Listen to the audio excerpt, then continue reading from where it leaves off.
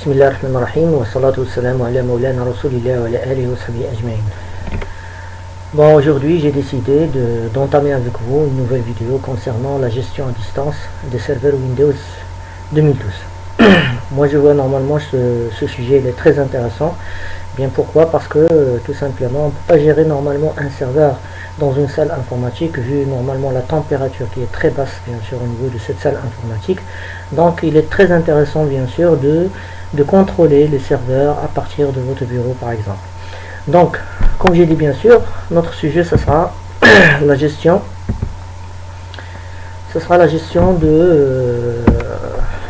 la gestion à distance tout simplement. Donc notre objectif c'est quoi? Et bien tout simplement de gérer bien sûr des serveurs à distance, c'est-à-dire par exemple à partir de votre bureau. Donc l'essentiel ici bien sûr c'est de se connecter au serveur et pouvoir normalement gérer le serveur à distance. Donc au niveau de la gestion à distance bien sûr on va voir la gestion à distance en ligne de commande, c'est-à-dire on va utiliser seulement la ligne de commande, et la gestion à distance via l'interface graphique, ce qu'on appelle le GUI ou bien Graphic User Interface. Également on va essayer également d'utiliser le bureau à distance. Donc au niveau de notre atelier, donc on va utiliser un serveur donc sur lequel on a une installation de Windows Server 2012, une installation minimale, c'est-à-dire un serveur core, là où il y a bien sûr seulement la possibilité de gérer à travers la ligne de commande. Et on aura bien sûr d'une machine, une machine cliente, que ce sera bien sûr la machine de gestion à distance. Donc sur cette machine bien sûr on aura le système d'exploitation client Windows 10. Donc les deux machines bien sûr seront dotées d'adresse IP. Donc le serveur je lui ai donné 192.168.1.100. donc on va voir la configuration d'adresse IP en ligne de commande. Et pour la machine cliente j'ai choisi 192.168.1.50. donc notre objectif c'est la gestion bien sûr à distance. Donc pour le premier test bien sûr on va configurer le service WinRM, c'est-à-dire Windows Remote Management, et on va essayer normalement de faire la gestion hors domaine, c'est-à-dire que les machines ne sont pas adhérées au domaine, il n'y a aucun Active Directory dans cet atelier. Également après on va tester le bureau à distance, et pour la dernière étape ça sera normalement la gestion à distance, mais cette fois-ci à travers le gestionnaire de serveur, c'est-à-dire Server Manager. Et bien sûr on aura besoin d'installer une mise à jour sur le système d'exploitation Windows 10, à savoir le RSAT. RSAT ça veut dire Remote Server Administration Tools, c'est-à-dire les outils d'administration de gestion à distance. Donc voilà notre laboratoire ou bien notre atelier qu'on va essayer de réaliser. Donc on passe directement vers les machines virtuelles. Donc vous avez ici un serveur core, c'est-à-dire une installation minimale, et vous avez également un système d'exploitation Windows 10. Voilà, le système d'exploitation Windows 10. Donc je commence à configurer bien sûr le serveur core. Donc on va faire tout simplement CTRL ALT supprimer pour insérer le mot de passe de ce serveur. Voilà, comme vous voyez bien sûr on a la possibilité seulement de gérer en ligne de commande. Donc je vais lancer une autre invite de commande. Donc une invite de commande sur laquelle je vais travailler avec le CMD ou bien command line, le DOS, et une invite de commande pour travailler sur le PowerShell. Donc pour accéder au PowerShell bien sûr, donc tout simplement vous écrivez, je vais changer de couleur, donc vous écrivez tout simplement PowerShell, et voilà vous êtes sur l'invite de commande PowerShell. Donc première chose au niveau de ce serveur, qu'est-ce qu'on va faire? Donc on va changer le nom de cette machine, c'est-à-dire on va lui donner normalement un nom. Donc netton rename computer, donc computer name, ça c'est une variable d'environnement, slash new name, donc 2 points, et on va par exemple nommer cette machine car. Voilà. Donc on va confirmer avec le O, hein, et on va redémarrer notre machine pour qu'elle prenne en considération, hein, les modifications qu'on a fait. Hein. Donc pour redémarrer bien sûr shutdown /R/T en temps 0, c'est-à-dire immédiatement. Voilà. Donc on attend que la machine redémarre. Donc la deuxième phase bien sûr, ça sera de configurer cette machine avec une adresse IP. Et bien sûr, on doit la faire bien sûr avec la ligne de commande, puisqu'on n'a pas normalement un interface graphique. Donc voilà, notre serveur il a redémarré. Donc le mot de passe. Donc encore une fois, je vais lancer une autre invite de commande, donc avec la commande start, hein, et de l'autre côté je vais essayer de lancer le PowerShell, de façon bien sûr pour travailler bien sûr votre machine, ou bien pour configurer votre machine, soit le PowerShell, soit l'invite de commande DOS. Hein. Voilà. Donc on commence par configurer l'adresse IP. Donc Netch interface. Bien sûr, si vous ne connaissez pas bien sûr de travailler, ou bien vous ne connaissez pas bien sûr comment utiliser la commande Netch, vous pouvez normalement demander de l'aide. Donc par exemple ici, qu'est-ce que j'ai fait? Netch interface. Donc Netch interface quoi? Netch interface, hein, IP version 4. Hein. Encore une fois, je vais demander de l'aide. Donc après, qu'est-ce que je vais faire? Je vais faire normalement le paramétrage, c'est-à-dire je vais faire 7. Hein. Encore une fois, je demande de l'aide. Hein. Qu'est-ce que je vais faire? Je vais configurer une adresse. Donc tout simplement, je vais faire quoi?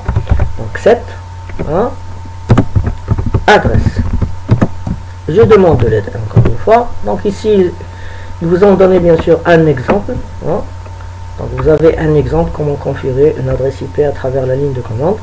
Donc on va suivre cet exemple. Donc voilà, cette adresse. Après c'est name, c'est-à-dire quoi? C'est-à-dire tout simplement le nom de votre carte réseau. Donc ici c'est Ethernet. Voilà. Et on va configurer bien sûr de manière statique, c'est-à-dire manuellement. Donc statique, et après on insère l'adresse IP. Donc j'ai choisi .100 pour cette machine. Le masque sur réseau, et on peut ajouter également la passerelle par défaut, même si on n'a pas besoin ici. Donc même si on n'a pas besoin ici. Donc entrée, voilà, hein, la commande s'est exécutée correctement. Donc si vous voulez bien sûr voir la configuration de votre machine, donc vous utilisez la commande ipconfig. Donc ipconfig, regardez, voilà, j'ai toute la configuration nécessaire. 192.168.1.100. Hein, le masque sur réseau c'est 255.255.255.0 et la passerelle par défaut 192.168.1.1. Bien sûr, la passerelle par défaut on n'a pas besoin puisqu'on n'a pas un routeur. Voilà, donc pour l'instant qu'est-ce qu'on a fait? On a configuré l'adressage IP. Donc il faut savoir également que vous devez normalement changer le profil de votre interface réseau. Donc je vais essayer de changer le profil de l'interface réseau ici au niveau du PowerShell. Donc qu'est-ce que je vais faire? Tout simplement set, donc on va faire tirer, donc net connection. Donc on attend un peu.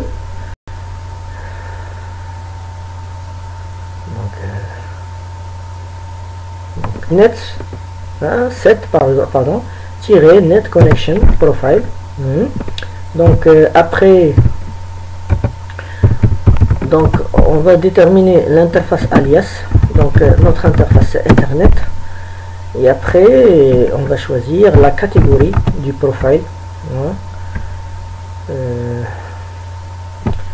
Donc pardon, donc catégorie profile. Je ne sais pas pourquoi ça ne marche pas. Donc je vais essayer toutes les options qui existent normalement. IP connectivité, voilà, network, catégorie. Donc je vais choisir quoi? Le profil privé. De profil privé. Donc comme vous le savez bien sûr, lorsque vous configurez votre carte réseau, vous avez le choix entre trois profils. Donc soit le profil public, soit le profil privé, soit le profil domaine. Donc ça dépend de l'emplacement de votre machine. Si vous êtes par exemple dans un lieu public, tel que par exemple une gare ferroviaire par exemple, donc vous faites bien sûr le profil public. Si vous êtes par exemple dans votre entreprise, vous pouvez faire par exemple un privé. si vous êtes par exemple dans un environnement Active Directory, eh bien vous choisissez le profil domaine. Donc ça dépend de votre emplacement. Bon, mais tout simplement pour configurer bien sûr le service WinRM, c'est-à-dire Windows Remote Management, on a besoin de choisir bien sûr le profil privé. Donc je tape entrée. Voilà. Donc comment savoir normalement que le profil a changé? Donc je peux le savoir par exemple encore une fois au niveau de l'autre interface de ligne de commande. Donc qu'est-ce qu'on va faire? Netch, donc interface. Donc je demande de l'aide encore une fois. Donc cette fois-ci on va faire show parce qu'on a besoin d'afficher bien sûr. Donc on va faire show. Donc encore une fois je demande de l'aide. Voilà. Donc pardon, ici je ne dois pas faire normalement Netch interface, mais je dois faire normalement Netch advanced firewall. Parce que je parle normalement du profil de la carte de réseau. Donc je demande de l'aide. Voilà. Donc qu'est-ce que je vais faire? Show. Voilà. Encore une fois je demande de l'aide. Donc show quoi? Donc show current profile, c'est-à-dire je vais savoir normalement quel est le profil actuel que j'ai sur le serveur. Donc tout simplement on va faire ici current profile. Donc comme vous voyez ici, le profil il a changé. Maintenant notre profil c'est un profil privé. Ok. Bon, regarde, j'ai besoin de désactiver également le pare-feu. Mais de toute façon, bien sûr, ça c'est déconseillé, bien sûr. Mais de toute façon, maintenant, c'est pas le sujet. On n'a pas le temps pour configurer, bien sûr, le pare-feu. Donc, qu'est-ce qu'on va faire? On va le désactiver catégoriquement. Mais de toute façon, pour faire fonctionner le service WinRM, vous devez normalement ouvrir les ports concernant ce service, à savoir le port 5985 lorsqu'il s'agit normalement du protocole HTTP et 5986 lorsqu'il s'agit du protocole HTTPS. Donc, pour l'instant, qu'est-ce qu'on va faire? On va désactiver catégoriquement notre pare-feu. Donc voilà. Donc toujours Advanced Firewall. Donc je demande de l'aide. Qu'est-ce que je vais faire cette fois-ci? Eh bien je vais faire 7. Donc 7. Donc 7. De toute façon je vais faire All Profile. Profiles. Voilà. Et je vais choisir le statut, donc state off, c'est-à-dire je vais normalement désactiver le pare-feu catégoriquement. Voilà, notre pare-feu il est désactivé pour l'instant. Voilà, donc je vais me déplacer pour l'instant vers la machine Windows 7 parce que j'ai besoin également ici, la machine Windows 10 parce que j'ai besoin également ici de configurer l'adressage IP, de tester normalement la communication entre les deux machines. Bon, j'ouvre la deuxième machine. On attend que la session soit ouverte. Voilà. Donc pour configurer l'adresse IP, bien sûr, on fait ncpa.cpl. Donc voilà notre carte réseau. Donc ici, normalement, on bénéficie d'une interface graphique, ce qui facilite bien sûr les choses. Donc propriété.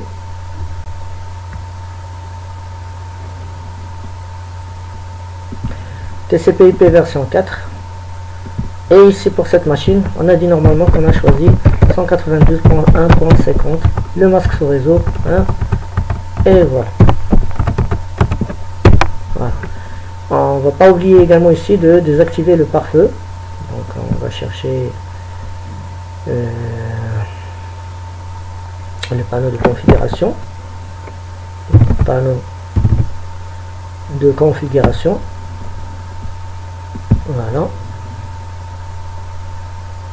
Et on va désactiver le pare-feu catégoriquement.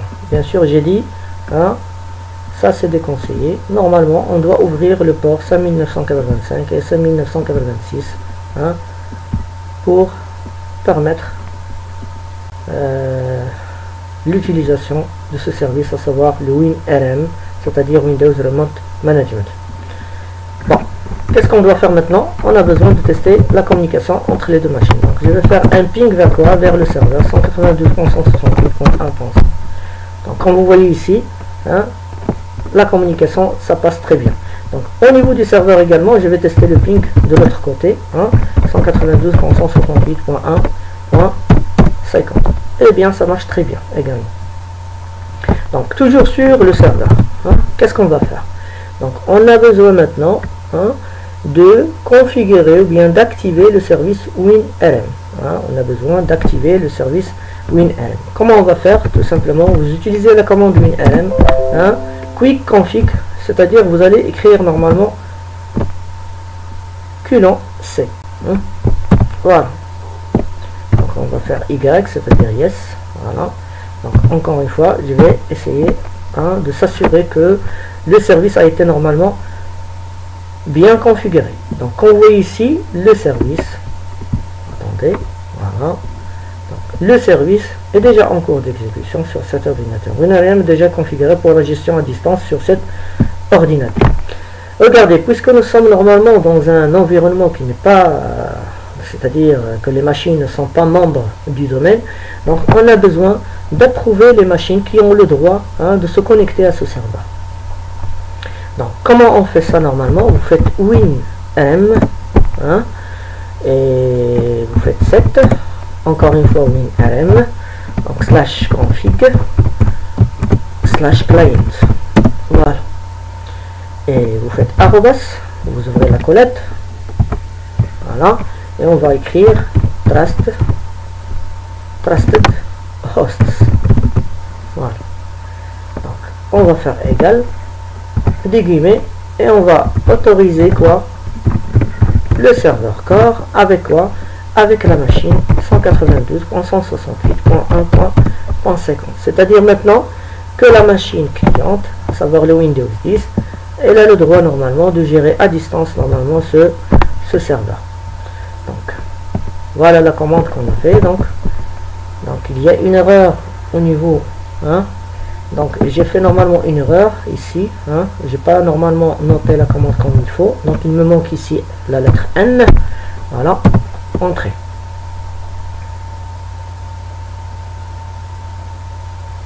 Donc on attend que l'opération soit effectuée.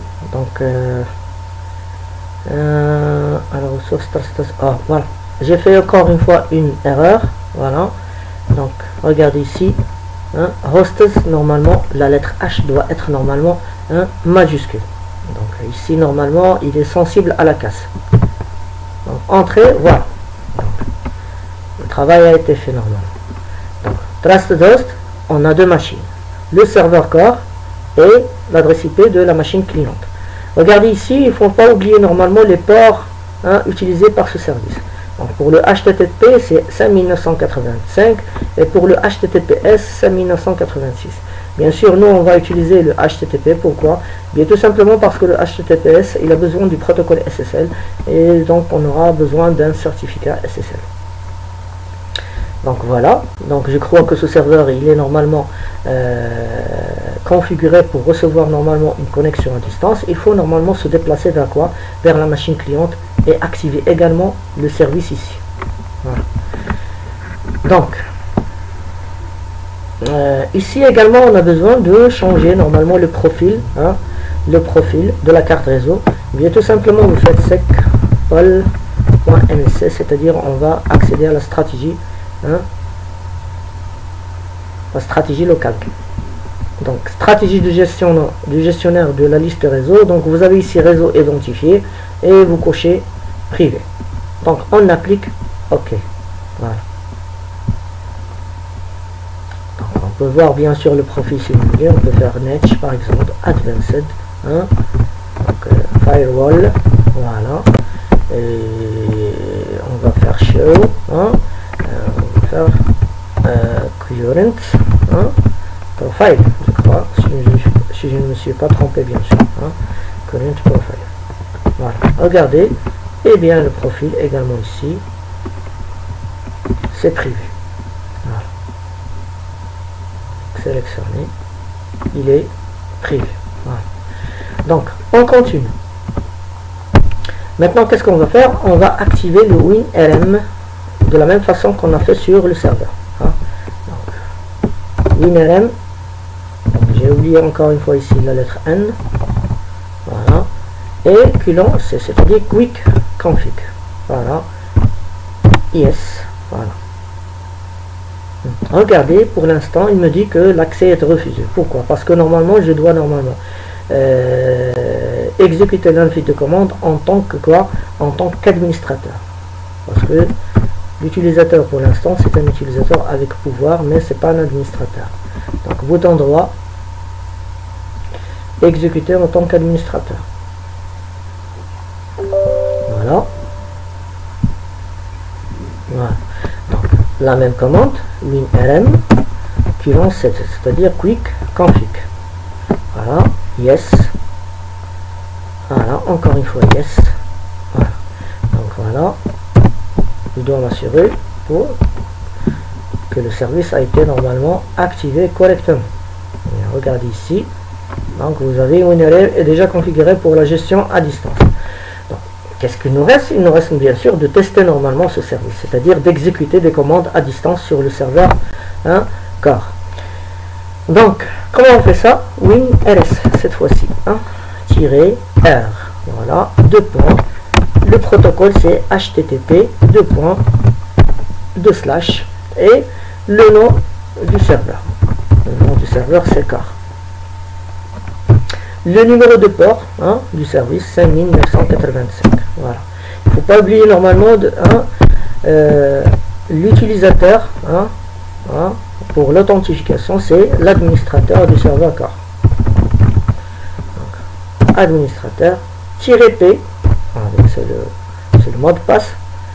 1, 2, 3, point, et on va tester n'importe quelle commande, par exemple hostname.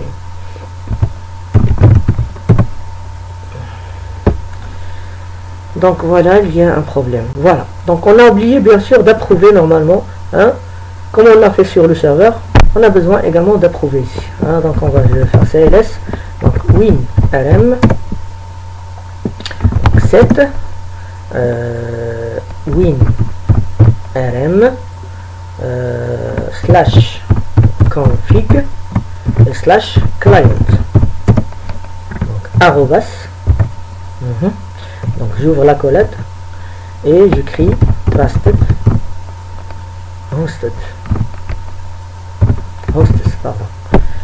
Et je vais faire égal, j'ouvre les guillemets, donc je vais autoriser le corps, notre serveur, avec la machine 140.1.50.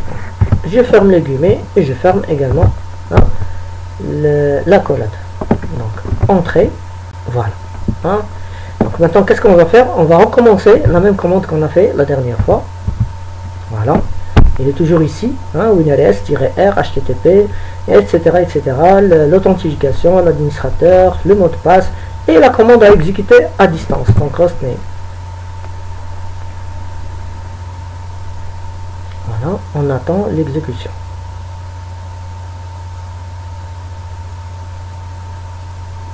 Ça prend du temps un peu, juste pour la première fois. Voilà. Donc regardez, hostname, qu'est-ce qu'il nous a donné de normalement? Il nous a donné le nom de notre serveur. C'est-à-dire on a réussi normalement à exécuter une commande à distance. Donc le nom de notre serveur c'est Core. Donc on peut exécuter si vous voulez une autre commande, par exemple la commande ipconfig. Voilà, regardez. Donc vous avez ici la configuration TCP/IP de notre serveur. Voilà, toute la configuration. Donc voilà, c'est la première façon de gérer un serveur à distance à travers la ligne de commande. Bien sûr, cette méthode elle est très peu utilisée parce que c'est ennuyante bien sûr de travailler ou bien de gérer un serveur à distance à travers la ligne de commande. C'est pourquoi on va tester le deuxième ou bien la deuxième manière de gérer un serveur à distance, à savoir le bureau à distance. Donc pour travailler sur le bureau à distance, on a besoin d'activer, ou bien, oui c'est ça, d'activer le bureau à distance sur le serveur.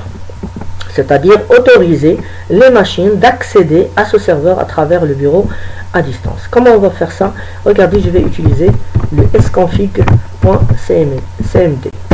Voilà. C'est très facile ici normalement pour activer le bureau à distance. Donc, comme vous voyez ici, pour activer le bureau à distance, il faut choisir le numéro quoi? Le numéro 7. Donc, je vais écrire 7. Donc, A si vous voulez activer, D si vous voulez désactiver. Donc, on va choisir le A. Donc je vais autoriser bien sûr les clients à se connecter à ce serveur à distance à travers le bureau à distance, mais d'une façon sécurisée. C'est pourquoi je vais choisir l'option 1. Voilà, entrée. Donc l'activation du bureau à distance pour l'instant.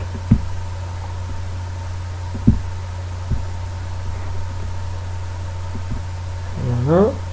Donc on attend que le bureau à distance soit activé. Donc voilà, c'est l'échec. Voilà, attendez. Donc je vais essayer. Voilà. Donc encore une fois, je vais accéder à sconfig. Donc cd / voilà cls encore une fois sconfig.cmd.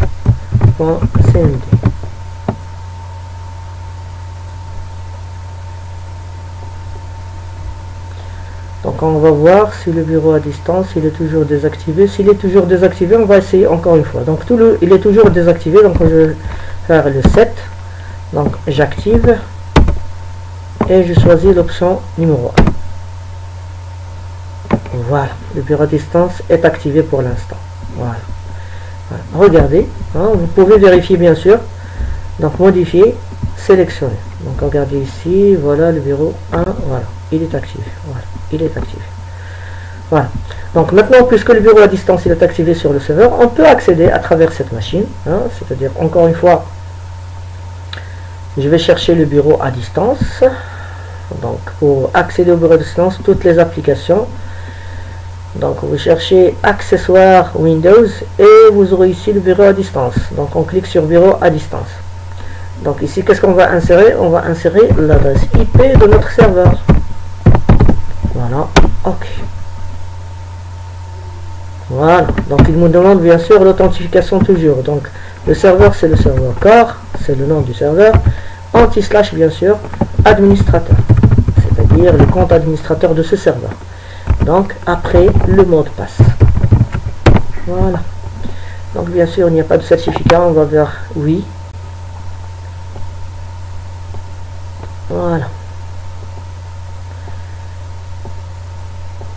Donc on attend que la machine cliente soit connectée sur le serveur.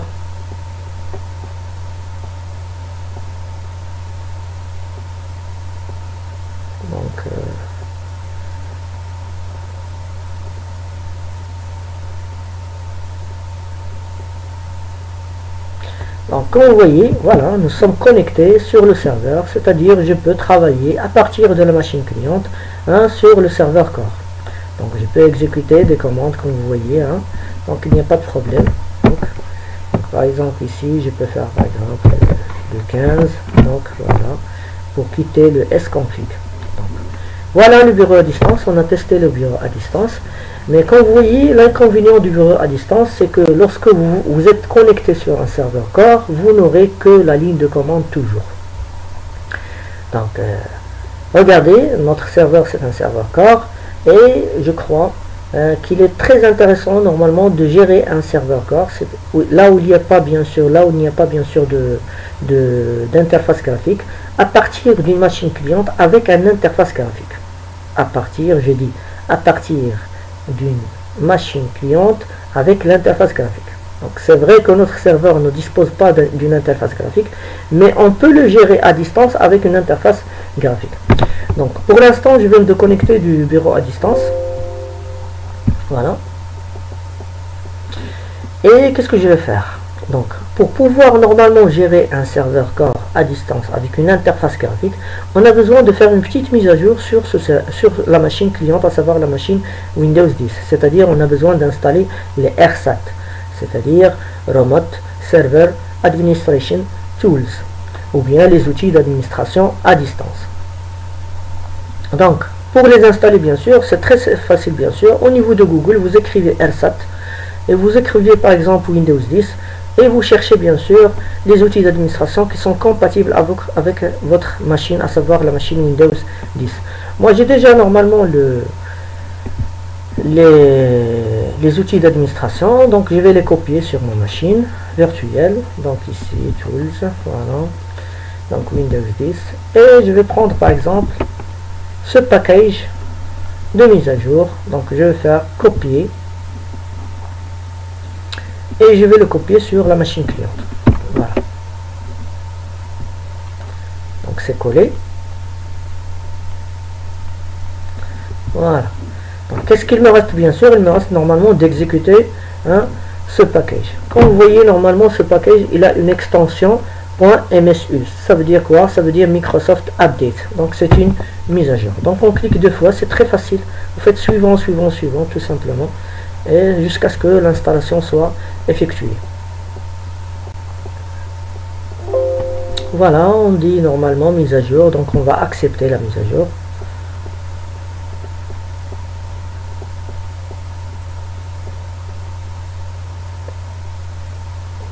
Dès qu'on va installer les outils d'administration, on aura la possibilité d'accéder à travers le gestionnaire de serveur. Donc on accepte, j'accepte, voilà. Et bien sûr l'installation ça va prendre un peu de temps, c'est pourquoi normalement je vais fermer ou bien je vais faire une pause pour la vidéo jusqu'à ce que l'installation soit effectuée. Donc on se verra à tout à l'heure.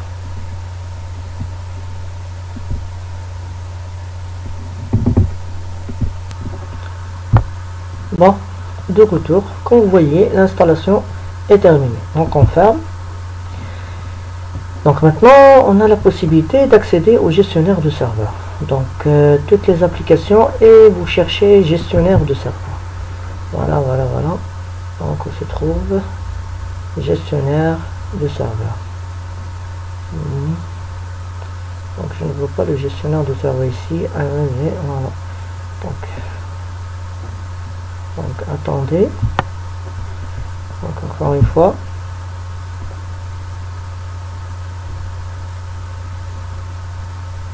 donc toutes les applications, donc on cherche le gestionnaire de serveur. Bon, je vais essayer de faire ici, donc gestionnaire, ça n'existe pas. Donc on va essayer d'accéder au panneau de configuration. Donc je vois que panneau de configuration. Donc normalement, oui, désolé, normalement, si vous installez bien sûr les outils d'administration, il faut redémarrer votre machine. C'est très important bien sûr. Il faut redémarrer la machine. Donc c'est pourquoi on va faire shutdown /r/t /0.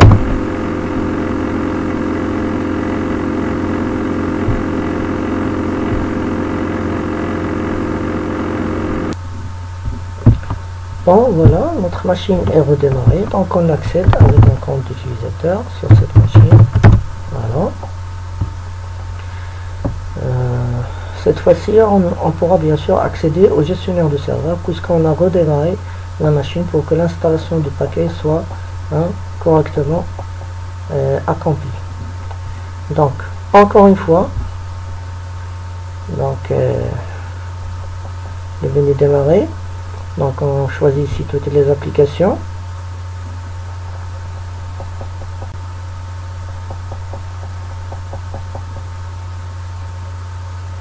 Donc ici on va chercher quoi? On va chercher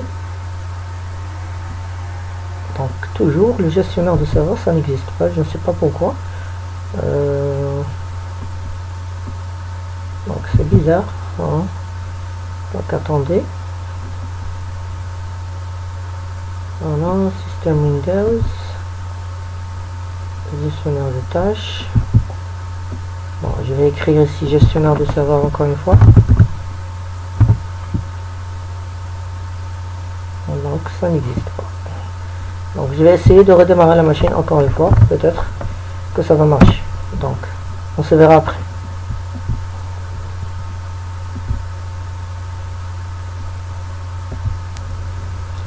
Donc on va essayer encore une fois d'accéder à la machine.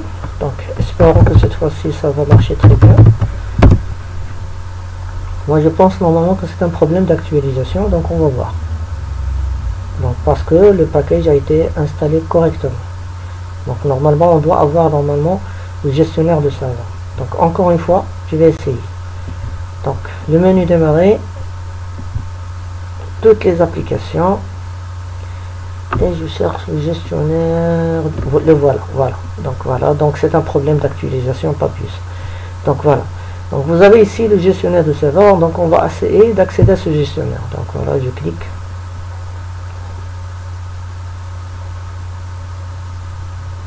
Donc comme vous voyez, ça ressemble normalement au gestionnaire de serveur que vous avez au niveau des systèmes d'exploitation serveur, que ce soit 2012 ou bien que ce soit 2016. Donc voilà, j'ai le serveur. Donc qu'est-ce que je vais faire pour l'instant? Eh bien tout simplement, je vais ajouter le serveur que je veux gérer à distance. Donc ici, je vais ajouter des serveurs. Donc bien sûr, on n'a pas un domaine normalement, donc on va cocher l'onglet DNS et on va écrire bien sûr 192.168.1.100. C'est-à-dire quoi? C'est-à-dire l'adresse IP du serveur core. Voilà, comme vous voyez, donc il a détecté normalement le serveur. Donc on ajoute et on clique sur OK. Donc nous sommes en train d'essayer de se connecter à ce serveur. Donc regardez ici, au niveau de tous les serveurs, vous cliquez sur tous les serveurs. Voilà, et vous avez ici un accès refusé. Donc il n'y a aucun problème, seulement ici il y a un accès refusé parce que on doit s'authentifier. Donc qu'est-ce qu'on va faire? On va faire bouton droit et gérer en tant que. Et ici on va écrire le compte d'administrateur de notre serveur car voilà 1, 2, 3 POL. Voilà, on essaie. Donc opération en cours, donc on attend que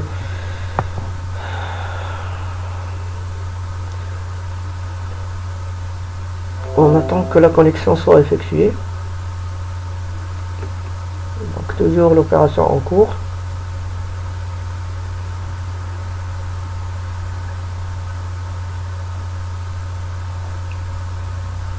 Ça prend du temps un peu.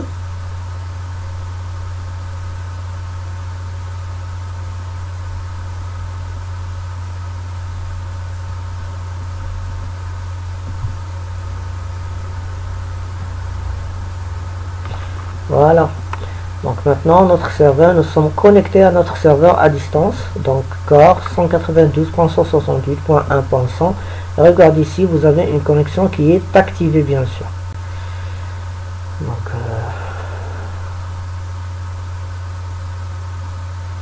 Donc, regardez ici, bien sûr vous pouvez gérer votre serveur comme vous voulez bien sûr, et à travers une interface graphique, même si vous disposez normalement d'un serveur avec une installation minimale. Donc par exemple ici, je peux par exemple lancer le gestionnaire d'ordinateur.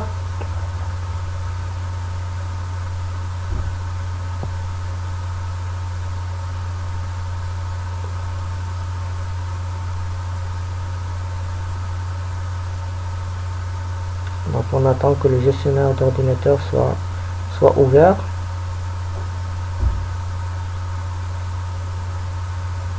Il est un peu long, mais de toute façon nous sommes connectés pour l'instant. Donc on attend toujours.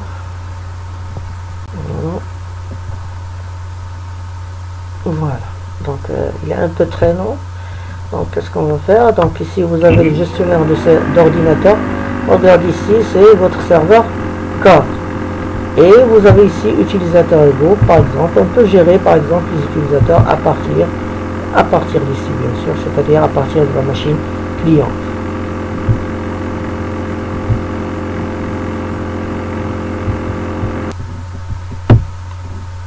Bon voilà, regardez, on va essayer de tester la gestion à distance tout en ajoutant une fonctionnalité sur le serveur core. Et bien sûr, toujours à distance. C'est l'occasion de savoir comment ajouter l'interface graphique sur votre serveur core à distance. Donc, on va cliquer sur gérer et regarde ici, on va ajouter des rôles et fonctionnalités. Donc, on va faire suivant. Donc, notre serveur, bien sûr, c'est core. Donc, on va cliquer sur fonctionnalité. Donc, on attend un peu.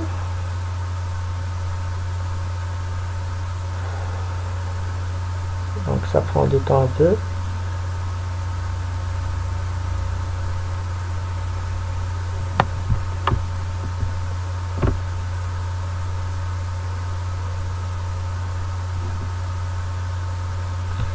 je recommence l'opération encore une fois. Donc ajouter des relais fonctionnalités. Donc je vais faire suivant. Donc suivant. Le serveur corps suivant.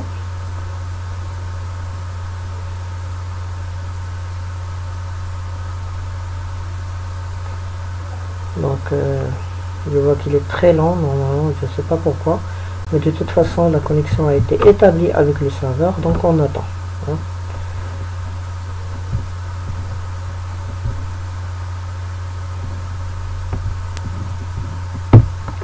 Bon voilà, donc voilà, ça marche très bien. Donc on va cliquer sur fonctionnalité. Qu'est-ce qu'on a dit? On va ajouter l'interface graphique au niveau du serveur corps, mais cette fois-ci à distance, c'est-à-dire à partir de la machine cliente. Donc je suis toujours sur la machine cliente. Regardez ici, il y a interface utilisateur et infrastructure. Donc on va cocher les trois fonctionnalités. Donc voilà, les trois fonctionnalités, on va les ajouter bien sûr. Et comme vous voyez bien sûr, donc je vais me déplacer vers le serveur corps. Regardez, ici il y a toujours une installation minimale. On va tester, voilà, il y a toujours une installation minimale.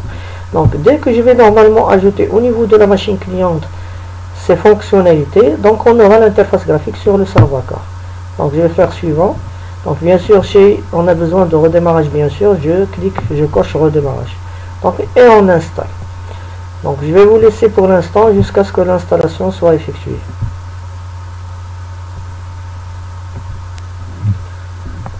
Donc comme vous voyez, l'installation est terminée de cette fonctionnalité, à savoir l'interface graphique. Donc je vais fermer au niveau de la machine cliente, à savoir le Windows 10. Je vais vérifier normalement au niveau du serveur. Regardez, le serveur il a déjà redémarré bien sûr.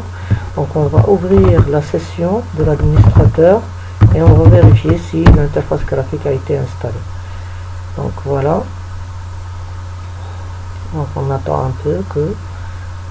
Voilà, comme vous voyez, maintenant notre serveur corps, il est devenu normalement un serveur doté d'une interface graphique pour pouvoir le gérer d'une manière très efficace. Donc je crois qu'on a fini bien sûr notre atelier. Donc notre atelier bien sûr ça concerne la gestion à distance. Donc on a vu les trois manières pour se connecter à un serveur à distance. On a vu le service WinRM, c'est-à-dire Windows Remote Management, c'est-à-dire l'accès à distance et la gestion à travers la ligne de commande.